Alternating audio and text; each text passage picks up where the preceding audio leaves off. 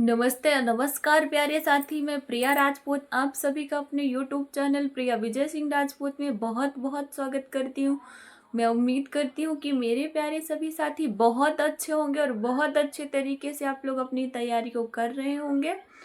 तो जो MP police constable के लिए जो हमें टाइमिंग दिया गया वो काफ़ी कम दिया गया और उसमें हमें काफ़ी सारे डाउट हैं कि हम किस सब्जेक्ट को कितने टाइम दें, किस सब्जेक्ट को हम कितने टाइम में कंप्लीट कर सकते हैं, क्योंकि 40 दिन के हिसाब से हमें ये चीज़ पता होना बहुत ज़रूरी है कि किस सब्जेक्ट को हमको कितने घंटे पढ़ने और कहाँ से पढ़ना है। ये हमको पता होना बहुत ही ज़रूरी है। तो इसमें आपका जो PYQs मतलब कि जो प्रीवियस ईयर के जो आपके पेपर हैं, इसके पहले जो आपकी 2023 वाली जो वैकेंसी थी, उसके पहले भी जो आपकी भर्ती आई थी, उसमें आपका क्वेश्चन कैसा आता है ये हमको पता होना बहुत ज़रूरी है। कि हो सकता है कि हम ऐसे तैयारी मतलब कुछ भी कहीं से भी करते रहें तो उससे हमको क्या होता है, अंदाज़ा लगता है कि मतलब पेपर कितना कठिन आता है, कितना सरल आता है।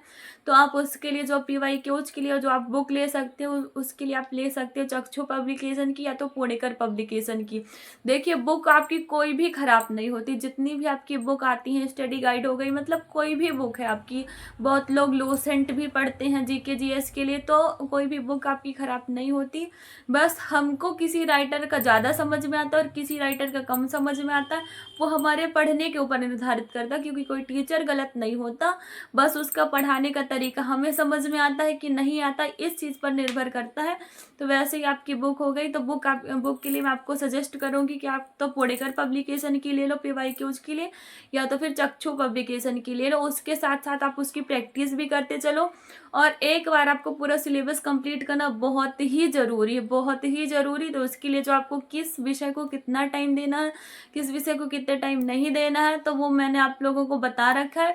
लेकिन अगर आप लोग को ये लगता है कि हम किस सब्जेक्ट को कहाँ से कंप्लीट करें कितने कम टाइम में, तो आप लोग प्लीज़ मुझे कमेंट बॉक्स में बताइए, ताकि मैं उसके लिए एक वीडियो बना के आप लोगों की हेल्प ज़रूर कर सकूं।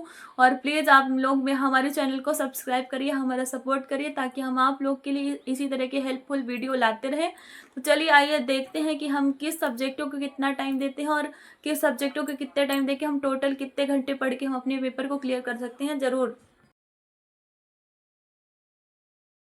जैसे कि आप सब लोगों को पता ही है कि जो एमपी पुलिस कांस्टेबल में जो सबसे बड़ा रोल है वो मैथ और रीजनिंग का है। तो सबसे ज़्यादा हमको टाइम, जैसे मैथ हो गया, मैथ के लिए हमको 3 घंटा निकालना ही है। रीजनिंग इतनी ज़्यादा हाई लेवल की नहीं रहती, हम 2 घंटे में आराम से रीजनिंग को 40 दिनों में कंप्लीट कर सकते हैं। फिर हमारा साइंस हो गया, साइंस को हमको 1.5 घंटा का टाइम देना है। मतलब कि आधा आधा घंटे का टाइम हमको फिजिक्स केमिस्ट्री एंड बायोलॉजी तीनों को देना है। फिर हो गया भूगोल, तो भूगोल को आपको 1 घंटे का टाइम देना है। फिर आपका अर्थशास्त्र और मध्य प्रदेश सामान्य ज्ञान हो गया 2 घंटे का टाइम। 2 घंटे का टाइम आपको अभी देना है फिलहाल। जब आपको ये चीज़ कंप्लीट हो जाएगा तो इसका टाइम आप अदर सब्जेक्ट में भी लगा सकते हैं। फिर आपका हिस्ट्री हो गया, इतिहास हो गया, इतिहास के लिए आपको 1 घंटे का टाइम निकालना है। राजनीति हो गया आपका, पॉलिटी के लिए भी आपको 1 घंटे का टाइम निकालना है। और स्टैटिक जीके और करेंट अफेयर्स के लिए आपको 1 घंटा। 1 घंटे में आपको आधे घंटे करेंट अफेयर्स पढ़नी और आधे घंटे स्टैटिक जीके। जब आपके ये सब्जेक्ट कंप्लीट हो जाएंगे, जैसे कि इकोनॉमिक्स हो गया, मध्य प्रदेश सामान्य ज्ञान हो गया, तो जब आपके सब्जेक्ट कंप्लीट हो जाएंगे उसका टाइम आप यहाँ पे लगा सकते हैं। और उसका और भी ज़्यादा टाइम आपको मैथ और रीजनिंग में देना है।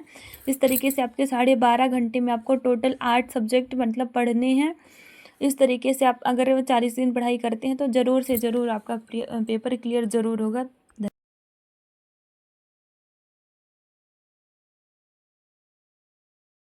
आप लोग देख सकते हैं कि मैंने आपको पूरा लिख के सब कुछ समझा रखा है कि आपको किस विषय को कितना टाइम देना है। तो आप लोग इस तरीके से मतलब 12.5 से 13 घंटे आपको कंटिन्यू पढ़ने, क्योंकि जो हमारे पास टाइम है वो बहुत ही कम है। और बहुत लोग ये भी कमेंट करेंगे कि अरे 12 घंटा कौन पढ़ेगा, तो सिर्फ 1 डेढ़ महीने की बात है। अगर हम 1 डेढ़ महीने मेहनत कर लिए तो हम अपनी पूरी ज़िंदगी संवार सकते हैं। और जब पूरी ज़िंदगी बनाने की जहाँ बात है तो 1.5 महीना कुछ भी नहीं। क्योंकि आप मजदूरों को देखो, इतनी कड़ी धूप में वो काम करते हैं। अपने माता पिता को देखो, वो कितनी परेशानियों से आपको पढ़ाते हैं। तो आपको सिर्फ तो पढ़ाई करनी है। अब सिर्फ आपको पढ़ के 12 से 12.5 13 घंटे आपको पढ़ाई करनी है। तो आप इतना तो कर ही सकते हैं अपनी लाइफ को बनाने के लिए। लेकिन अगर मेरा कोई भाई बहन ऐसा भी है जो जॉब करता है, तो वो सोचता है कि मैं कैसे अपने टाइम को मैनेज करूं, कहाँ से कैसे मैं पढ़ाई करूं, तो आप इस टाइम को थोड़ा अपने हिसाब से कम कर सकते हैं। कि हो सकता है आपकी मैथ बहुत अच्छी है तो आप 3 घंटे की जगह उसमें 2.5 घंटा का टाइम दे सकते हो। सकता है कि कि आप 2 घंटे की जगह रीजनिंग को 1 डेढ़ ही घंटे में कंप्लीट कर लेते हो, साइंस वगैरह, तो वहाँ पे आपको अगर कोई विषय समझ में अच्छे से आता है तो आप वहाँ पे अपना टाइम कम या ज़्यादा अपने हिसाब से ज़रूर कर सकते हैं। तो फाइनली मैं आप लोग के लिए छोटी छोटी टिप्स, छोटे छोटे वीडियो ला रही हूँ, ताकि मुझे पता है कि पढ़ने वाले बच्चे के मन में कैसे कैसे डाउट होते हैं, क्योंकि मैं खुद भी इसी लाइन पर हूँ, इसीलिए मुझे अच्छे से पता है कि हमारे मन में कैसे कैसे डाउट आते हैं।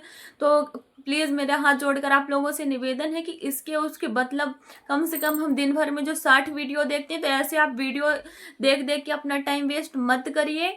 आप किसी एक इंसान को फॉलो करिए, उस इंसान को फॉलो करके आप अपनी तैयारी बेहतरीन तरीके से करिए, क्योंकि वीडियो को बार बार देखने से आपका सिलेक्शन नहीं होने वाला है।